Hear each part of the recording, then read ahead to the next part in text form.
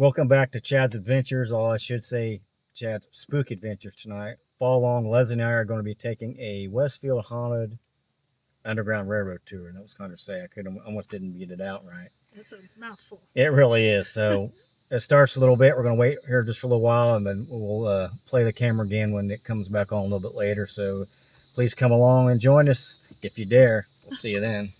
On Indy, we have one in Noblesville, one in Anderson. We go around and talk history, ghosts, and crime, and whatever we can find. We also do haunted overnights, where we go to places, stay most of the night, look for ghosts, investigate. Interested in those, we schedule them randomly depending on building availability. They're mostly as fundraisers for people that own buildings, old buildings, and they get the money, and we get to investigate. You guys get to investigate. Good stuff. We also have books. My wife wrote a bunch of books about all the stories we collected over the years, history, ghosts, both in them as well, of course, just like our tours. If you're really interested and forgot to check one when you were checking out, or if you didn't have the option yet, I have some in the car if you want to after the tour for free. I think give you some books there.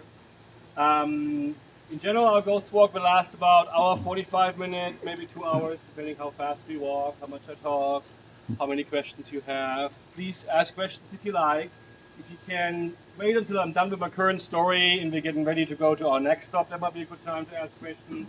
While we walk between stops, that's also a good time always to chat with me, or afterwards. Either way works as well. If you have a cell phone, please put it on mute, vibrate, turn it off. Either way, we don't want to be interrupted by those. Couple stops are along the road, although it's a little bit more quiet these days with the construction they're doing. But then we're going to go into more quieter areas. We're also going to go into this building for a little bit, so you can cool down and sit down for a minute and experience that place. And then we're going to end up on the grounds of a haunted historic cemetery. So just keep that in mind as well towards the end. If you'd like to take pictures with your phones, feel free to do so. Try not to blind me or other people with a flash. Most phones are good enough, you don't really need the flash anymore anyway. You can videotape too, but don't videotape the whole tour, please. Oh. Especially when you go to a cemetery or into this building, I would recommend that you guys take pictures or video, because we have gotten some great stuff in both places.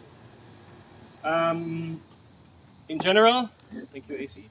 In general, I started giving ghost walks because my wife made me do it. She thought it was a good idea. I was skeptical, didn't really think it was here in Indiana a good idea, but it was. She was right, I was wrong. We've have some good experiences traveling, meeting people, going places. Been on TV a couple times for ghost stories, so it's been a fun side business for us to do.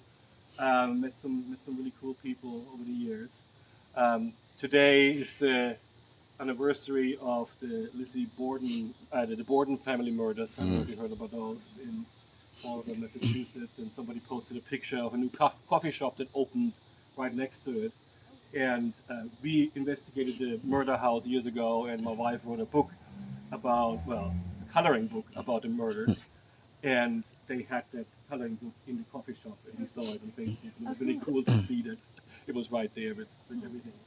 We are totally into that stuff. My wife got into it growing up here in the area, Anderson Lapel area, in an old farmhouse. Her older sisters had experiences first, told her about it, she never believed them, then shared the experiences, and that's how she got into the ghostly stuff. She told me about the stories, didn't really know what to believe, and then coming here, I had my own experiences, investigated places, hearing a lot of stories from people about hauntings they experienced, and people who don't know each other telling us the same stories, having the same experience, still something that really is cool to hear and really excites me to this day. So lots of that going on. So my wife and I are true believers with the paranormal. We had so many experiences over the years. Absolutely. We always like to ask how many of you are totally into ghost stories, watching on TV, read books, stuff like that. I know you are with your research. Show up. Show hands. How many are totally into it? Okay. Okay, who's just along for the ride? Skeptic, believe in your stuff. Okay, it's fine. Don't be. don't worry about it. We do these tours for fun and for a little exercise, for a little tourism. Um, we don't do these to convert you into believers with the paranormal. You never know what you're going to see in Westfield. You don't know tour. Sometimes there's people in dressed up. There you go. Full costume. Seems like a fun show over there. It's the Westfield Playhouse over there. You guys interested? They have some great shows all year round. So really cool stuff. So anyway, we don't do these tours to convert you into believers. That's not what we're about. We tell the stories, tell about experiences people had on our tours, especially this tour. Lots of people had experiences on them, and you can make up your own mind what you think about it. We can't promise you that you'll have experience on our tour. That's not how it works. If somebody tells you that they promise you a ghost sighting on a ghost tour, I would be very skeptical of attending. Except we have friends in Orlando that give tours and they guarantee it, but they have a cardboard ghost at the end you can take a picture with. That's okay. But yeah, you never know what you experience here. If you have experience and want to tell us about it, definitely love to hear it. If you don't want to tell it in front of everybody, if you want to tell us afterwards, that works well. If you send us a message just with pictures or video, if you take some, want to share it with us, we love to see that as well. All right. Our ghost book here in Westfield, of course, is about people here, the ghosts here. It was founded, Westfield was founded in 1834. And it was founded by Quakers, also called Friends, that came here from the South. They wanted to get away from the slave economy. They came from North Carolina. There's a Westfield Friends meeting in North Carolina that used to be there. And they came here. Some came directly, some came through southern Indiana first, some through Ohio first. But they came here to the north to get away from the enslavement of people. We believe they also settled right here in Westfield, in this area, because it was empty. The Native Americans, of course, had been kicked out a few years before. And county seat was some miles away, Indianapolis was some miles away. So we believe they wanted to set up another stop on the Underground Railroad. Probably heard about it. It's not really underground much, and it's not really a railroad, even though some TV shows kind of depict that. But it was a secret network of people helping formerly enslaved people to get to freedom. So Quakers were very much against slavery, and especially here in Westfield and in Indiana in general, there were a lot of conductors that helped, and I'll talk a couple of stories about that throughout the tour as well. Simon Moon, Asa Bales, and Ambrose Osborne were the three founders that put up the land for sale to make the downtown lots here happening. And especially Asa Bales, I'm going to mention a couple more times. Any of you live here in Westfield? You might have heard some of those names before, some of the history, but I hope I can give you some additional stuff to think about. All right, you're going to follow me? We'll go to our first stop down on 32.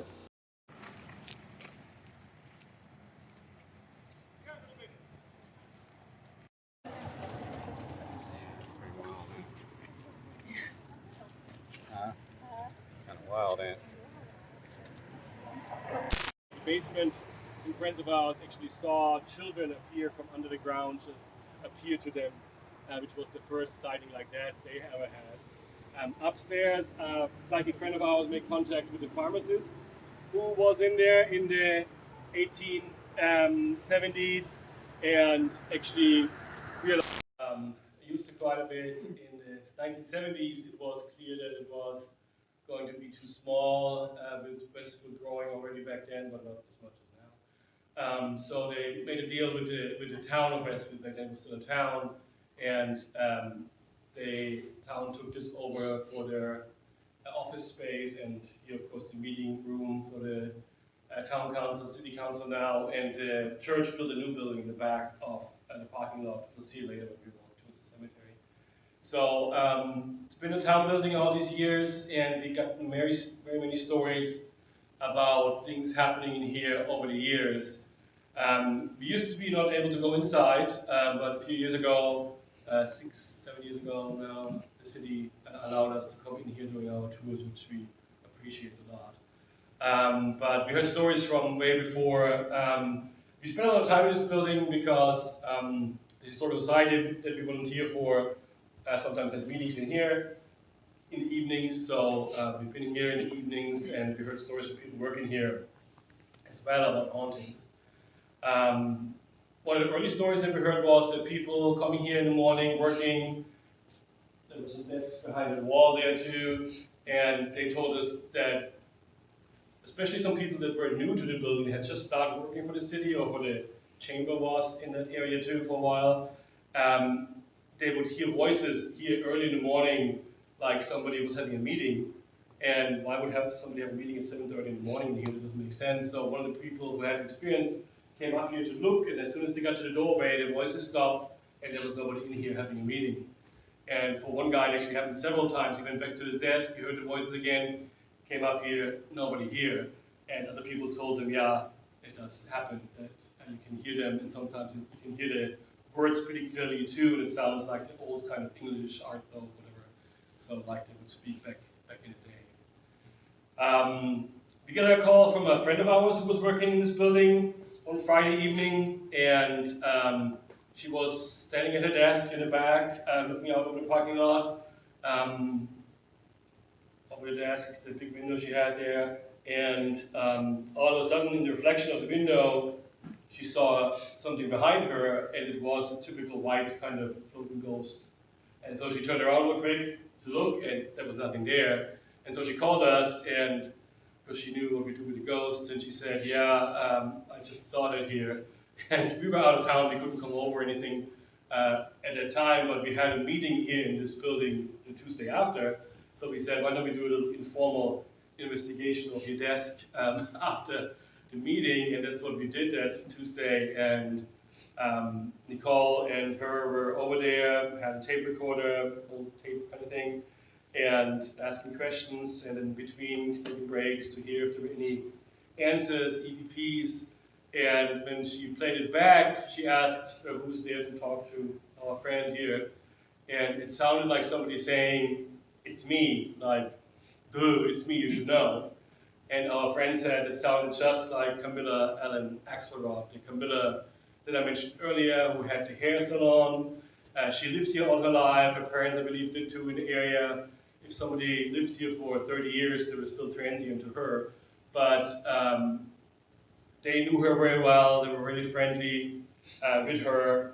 And I never got to meet her. She passed away before I got to meet her. But she was very involved in the community. She was on the town council for a while too. She was in this building a lot.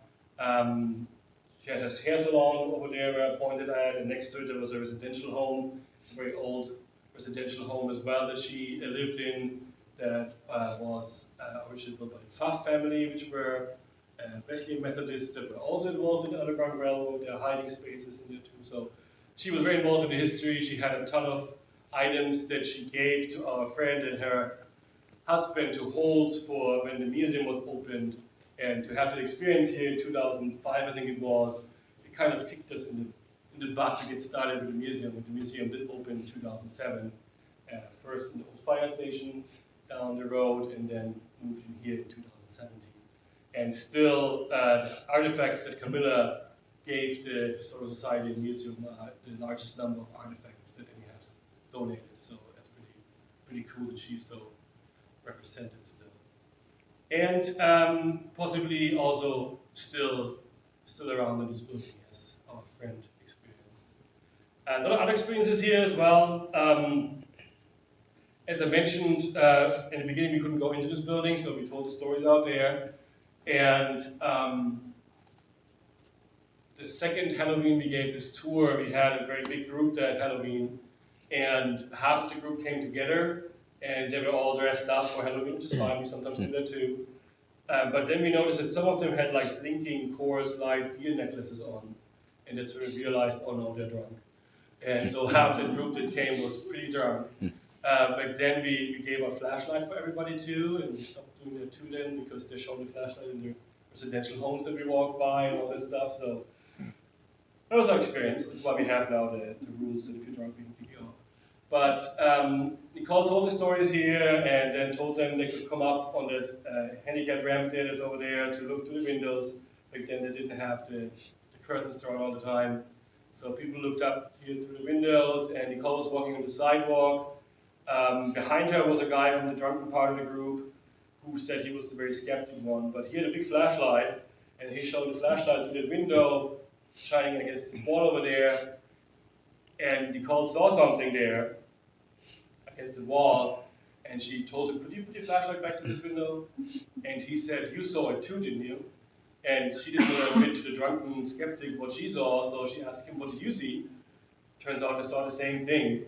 They saw the head of a man floating over there, just the shadow, but very clearly they could see the hairline, they could see the nose, they could see the chin, and he was looking this way to the front, and it looked in perfect proportion, except that it looked like it was 7 feet up in the air, and they couldn't see the body. And so they stopped everybody, making sure nobody shot a flashlight against people in front of the window, but if it would reach over there, it was like this big, it wouldn't look in proportion.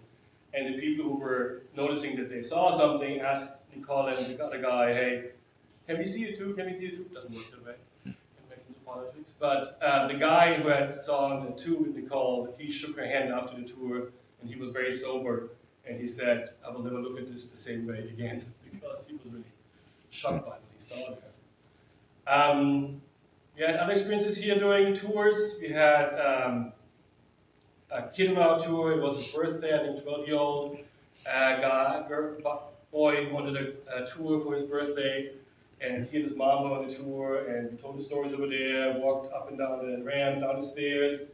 And when he got down the stairs, his arm was yanked back violently like this.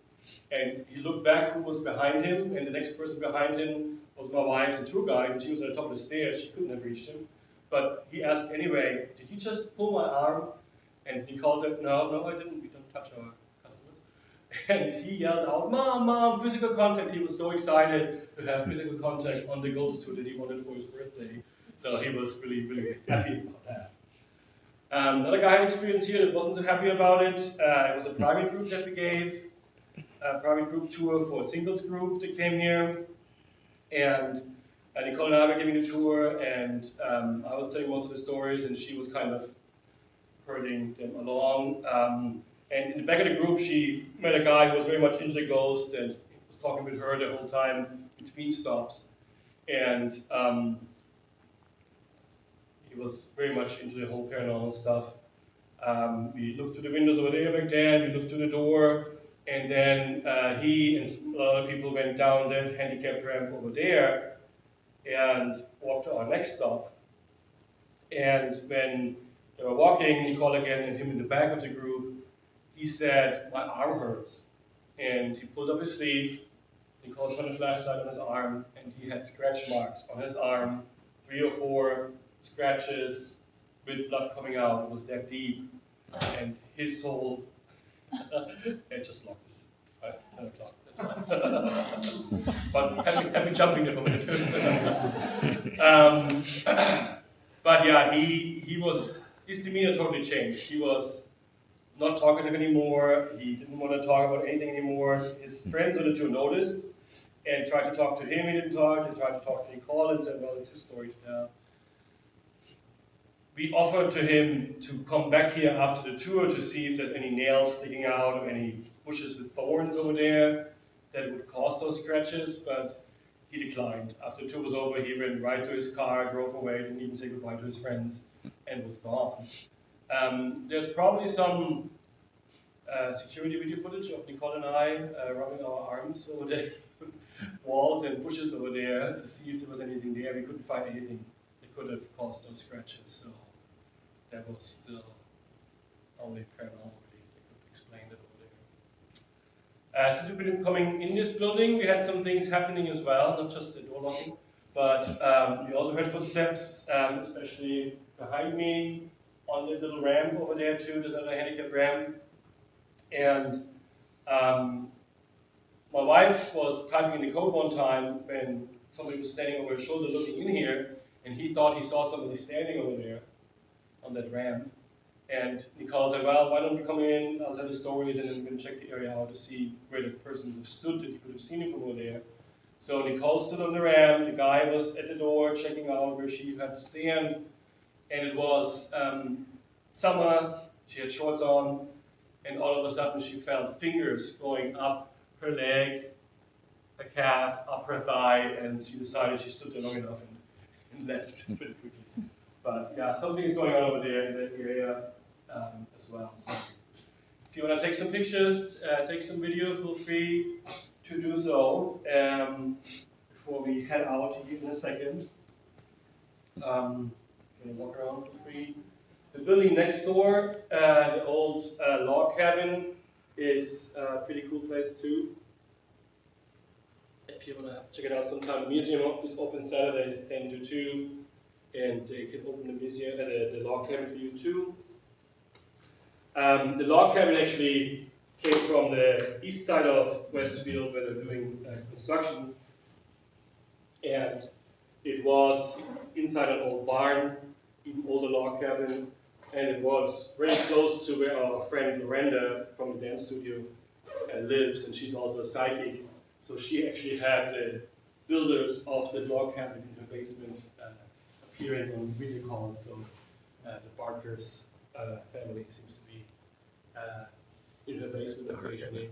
A friend of ours went into the log cabin when it was almost done, and he said that he can feel Mrs. Parker over there in the log cabin, and she doesn't seem to be too happy how we rebuilt it. So, but I'm hoping that she's glad that it has been built by the Historical Society and the community.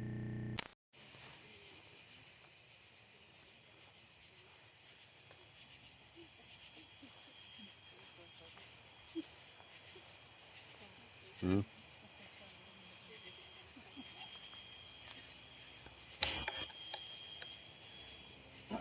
So in this part of the cemetery, people have reported seeing a lady in white, and lots of sightings of ladies in whites in cemeteries and side of roads. But here's another one.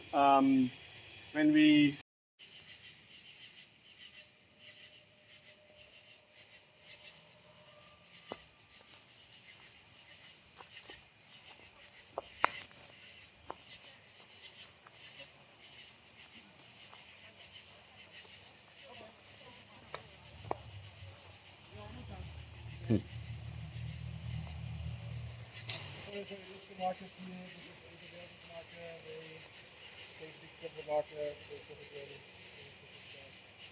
he died pretty young, older than him, 49.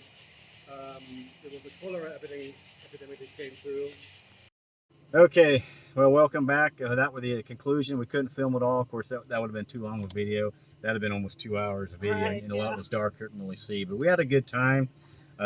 It never really cooled off, though. I mean, the sun wasn't out, but it's still pretty humid and hot. But, you know, what'd you think overall? What's your impressions? It was good. I had a good time. I never knew that this even existed. So No, it was pretty cool. We learned a lot about the whole stuff. town of Westfield, not just the ghost part, but the size of Westfield, everything that's here. It's a nice little town. If you're ever in this area, I say come down. There's all kinds of places to eat, things to do, and things to see. But I recommend this tour. There's like 4 or 5 different ones that this place does. I'll put a link down below for the website to go get if you're in the Indiana area. But if you want to travel all the way up here, you know, that's fine too. But I thought it was pretty good. Some of the stories were pretty cool. Unfortunately, didn't get to see an actual Underground Railroad, but I got some pictures of all the buildings and stuff. Yeah. I got some cool stories when we were in the old church. So Yeah. So we'll review. So maybe we'll see something on our pictures. yeah, if she took a bunch of pictures with her camera more than I did, 'cause I was videoing more than anything. And a lot of times pictures will show up, the video won't. So if we see anything, we'll definitely put them on there too. So that'd be cool if we get one. You know, Yeah, that'd be pretty good. But there's like 4 or 5 more we're gonna check out, at least probably 1 or 2, and we might be doing the actual hunt coming up, and that'll be something else that we'll get into. That'll be pretty cool. I say thumbs up. I had a good time. Like I said, it was a good night, warm, but it was a good night. We had a great time. So didn't see any ghosts that we know of yet. So we'll take a video. We'll look at the photographs and see. So thanks again for joining along. Please like, subscribe. Until next time, you have a great night.